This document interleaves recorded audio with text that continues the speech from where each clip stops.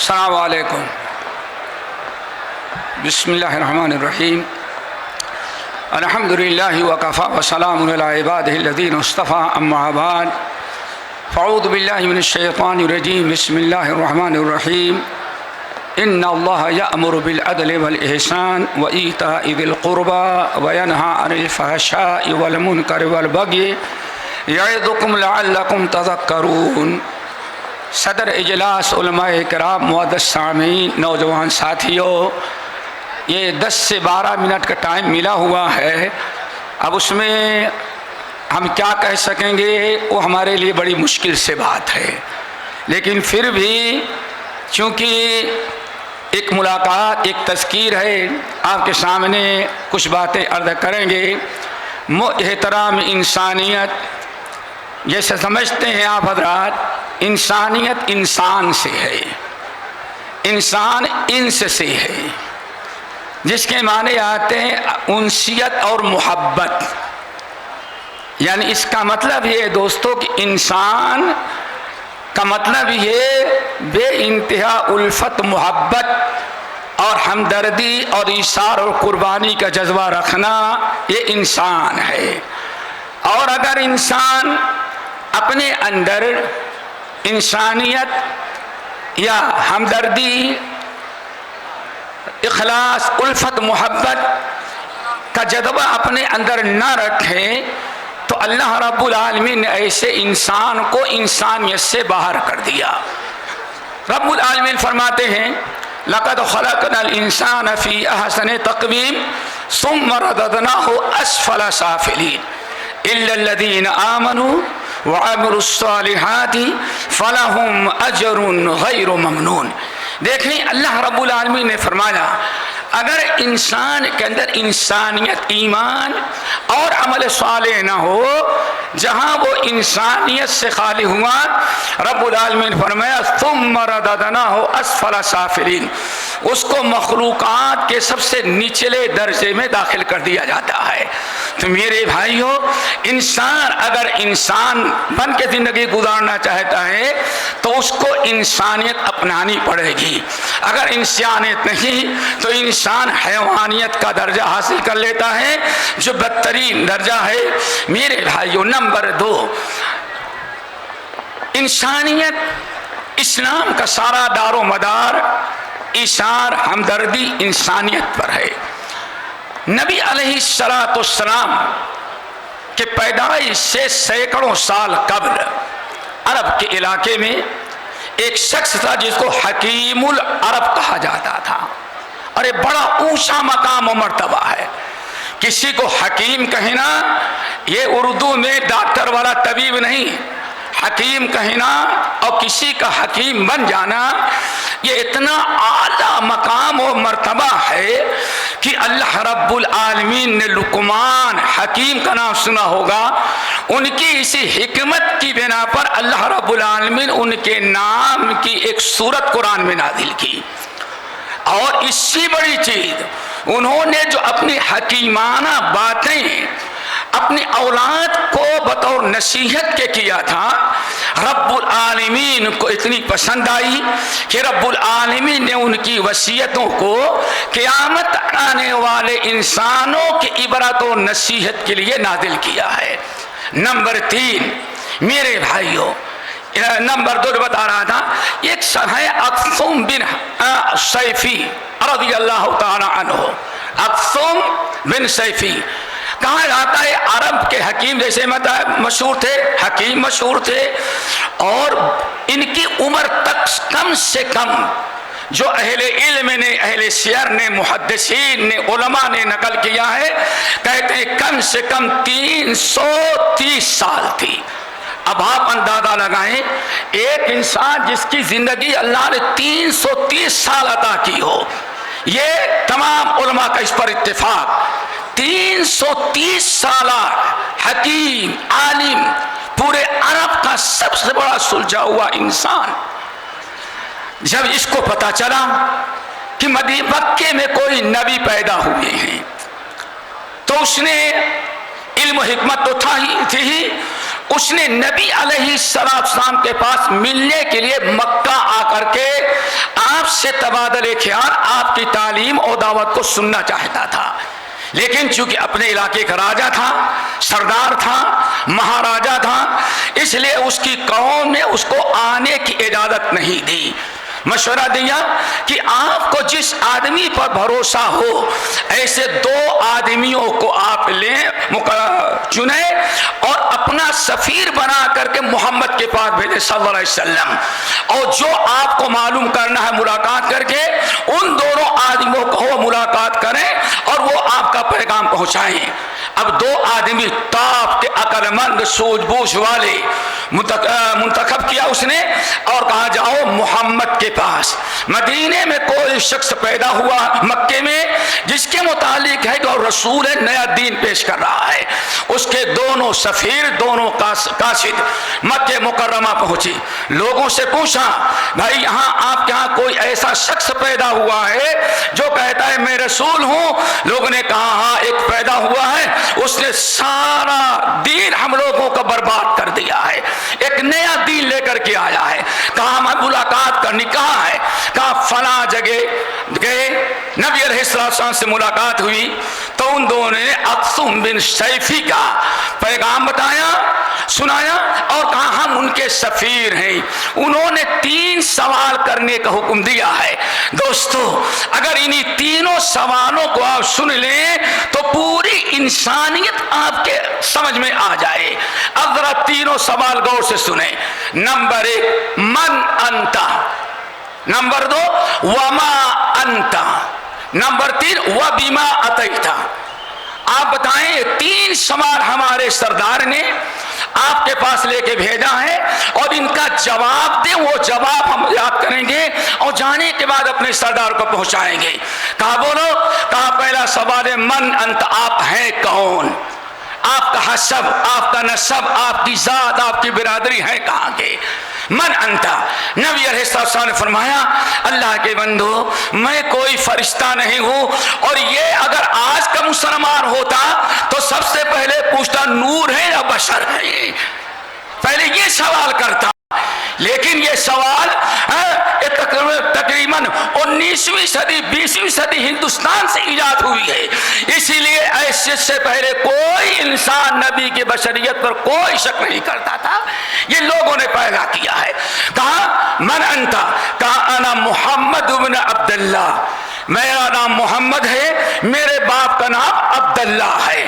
اب وہ دونوں سوچتے ہیں اتنی شہرت ان کی لیکن ایک نام مختصر تعارف محمد بن عبداللہ، باپ کا نام بتایا اور اپنا نام، اپنے دادا پردادا قوم برادری کو کوئی تذکرہ نہیں۔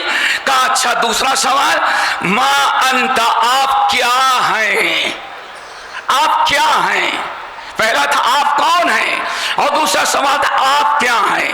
بڑا پیارا جواب دیا کہ انا محمد الرسول اللہ و عبداللہ و رسولہ۔ ہاں یہ نکتہ، عبداللہ و رسولہ، میں اللہ کے ایک بندہ ہوں لیکن اللہ نے ہمیں رسالت اور نبوت کے لیے منتخب کیا۔ اب رسول کس کو کہتے ہیں؟ رسول اصل میں ہمارے ہاں تو کچھ اور معنی سمجھ لیا گیا ہے۔ رسول کہا جاتا ہے اللہ کا وہ برگزیدہ بندہ جو اللہ سے پیغام لے اللہ کا اور اللہ کے بندوں تک ویسے ہی اتنا ہی اللہ کا پیغام بندوں کو پہنچا دے اور لوگوں کو اس کو کہا جاتا ہے رسول۔ یہ نقطہ یاد رکھیں، ایسا نہیں اللہ اتنا دے اور 3 میٹر کا دین ہو جائے جیسے آج لوگوں نے بدعت حسنہ، یہ وہ دنیا بھر کے بہانے دین اتنا بڑا ہو گیا کہ عمل کرنا مشکل ہو گیا۔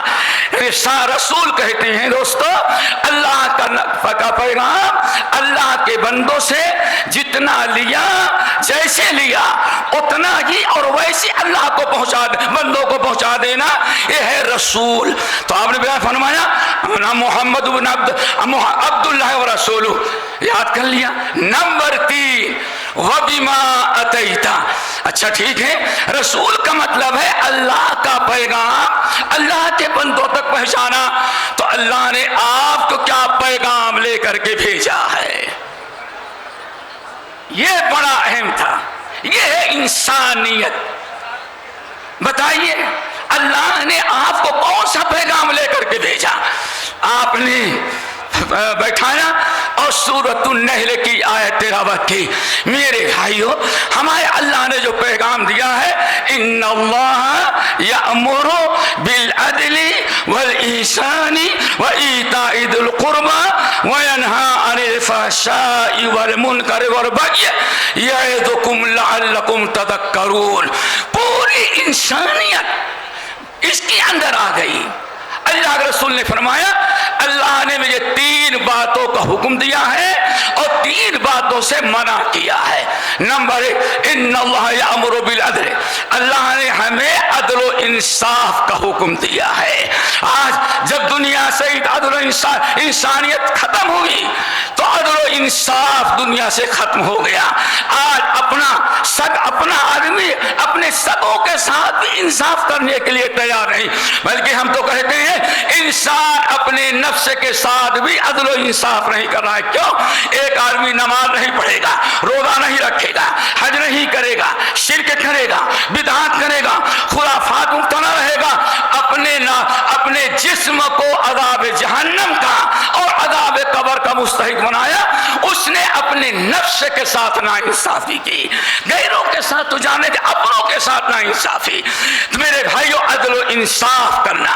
نمبر 2، ان اللہ یأمر بالعدل والاحسان، اللہ تعالیٰ نے پوری کائنات میں ہر ایک کے ساتھ احسان کرنے کا حکم دیا ہے۔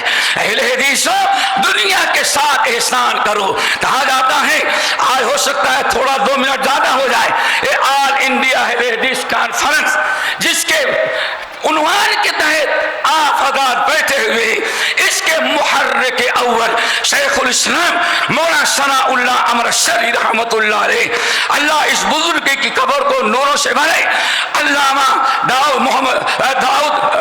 محمد داؤد راز دہلوی رحمۃ اللہ علیہ نے واقعہ ہم سے بیان کیا کہ انسانیت کا علم بردار، کہتے ہیں امرتسر سے ان کو جانا تھا کلکتہ، امرتسر ٹرین پر بیٹھے اور راستے میں وہی چالو ڈبہ تھا اور سیٹ میں ایک نیچے لوہے کی اور ایک اوپر لوہے کی سیٹ ہوتی تھی۔ سامنے کچھ غیر مسلم بیٹھ گئے اور اس میں بیٹھنے والوں میں پنڈت جی تھے۔ پنڈت جی سر پہلے ہی سے ٹکلا رکھا تھا، ادھر مولانا بیٹھے، ادھر پنڈت جی بیٹھے ہوئے۔ کچھ سفر بنارس پہنچنے کے پہلے کانپور کے قریب، جو ان کو بنارس جانا تھا کاشی اسنان کرنے کے لیے، پنڈت جی اٹھے بڑے جھٹکے میں اور ان کا سر اوپر ٹکرایا، پھٹ گیا، بے ہوش کے گرے، خون کے فوارے نکلے، جتنے ڈبے والے تھے رام رام کر کے کنارے۔ لیکن ہمارا شیخ الاسلام مولانا ثناء اللہ امرتسری رحمۃ اللہ علیہ، جو انسانیت کا علم بردار تھا، انسانیت کا دعوت دینے والا تھا، وہ اٹھا اور اپنے سفید پگڑے کو، امامہ کو کھولا، 2 ٹکڑے کیے، ایک سے خون صاف کیا، خون صاف کرنے کے بعد دوسرے سر کو مضبوطی سے جکڑ دیا تاکہ خون نہ بہے۔ اب جب ہوش میں آیا تو دیکھتے ہیں مولانا کا ران ہے مسلمان کا، ہمارے شیخ الاسلام کی ران ہے اور پنڈت جی کا زخمی سر ہے۔ جب ہوش آیا، سارے غیر مسلم چہرے، صاحب بہت مہربانی کی، شیخ الاسلام نے کہا خبردار، ہمارا شکرانہ نہیں کرنا، ہم انسانیت کے علم بردار ہیں اور اللہ نے ہمیں مخلوق کے ساتھ احسان کرنے کا حکم دیا ہے۔ کہاں؟ سورۃ النساء کی آیت پڑھی، وَاعْبُدُوا اللَّهَ وَلَا تُشْرِكُوا بِهِ شَيْئًا وَبِالْوَالِدَيْنِ إِحْسَانًا وَبِذِي الْقُرْبَى وَالْيَتَامَى وَالْمَسَاكِينِ وَابْنِ السَّبِيلِ وَالصَّاحِبِ بِالْجَنبِ، ماں باپ کے ساتھ سلوک کرو، پڑوسی کے ساتھ، یہاں تک کہ اگر بازو میں کوئی بیٹھا ہے تو اس کے ساتھ بھی تم احسان کرو۔ یہ اسلام کی حقانیت تھی۔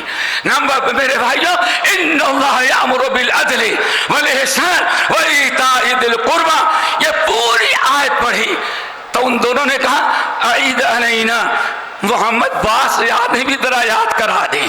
دوبارہ پڑھایا، شہبارہ پڑھایا، جب انہوں نے خوب پوری طرح سے آیت یاد کر لی، کہا باس یاد ہو گئی۔ اب گئے اور وہاں ان کا سردار انتظار کر رہا تھا۔ ان دونوں نے جانے کے بعد کہا، پوچھا اس نے اکسم میں کیا ہوا؟ کہا ہم نے ایسا انسان کبھی نہیں دیکھا۔ کہا کیا ہوا؟ کہا میں نے پوچھا کون ہو؟ اس نے نہ حساب نسب نہ ذات برادری کچھ نہیں۔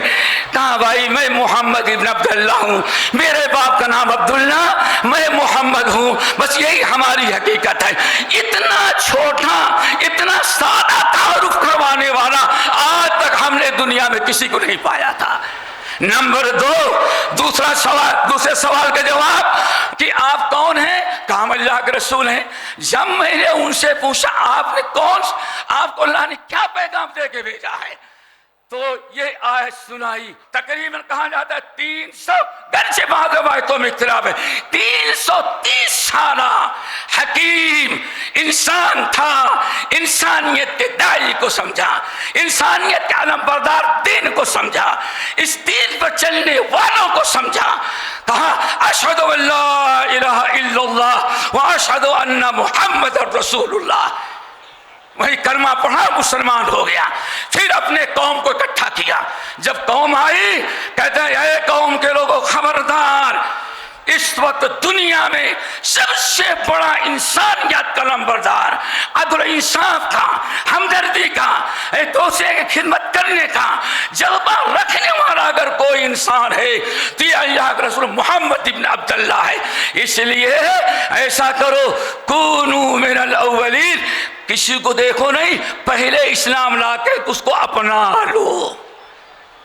اگر تاخیر کرو گے تو تم پیچھے رہ جاؤ گے، اس لیے تم آگے بڑھو اور آگے بڑھ کر کے اس کو اپناؤ۔ بہرحال کہتے ہیں تقریباً 100 مشرک نے اسلام قبول کیا، اور جب مرنے لگا تو کہا اے میری قوم کے لوگوں گردن کٹ جائے لیکن خبردار اس دین کو کبھی چھوڑنا نہیں۔ میرے خیال سے ہمارے شیخ مقتدی بن گئے، ہم قبلہ بدل کر کے امام بن گئے۔ اللہ عمل کی توفیق نصیب فرمائے۔ ٹھیک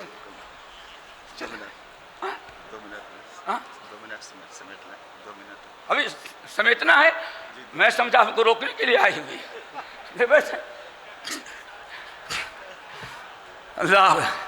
یہ اللہ کا فضل ہے۔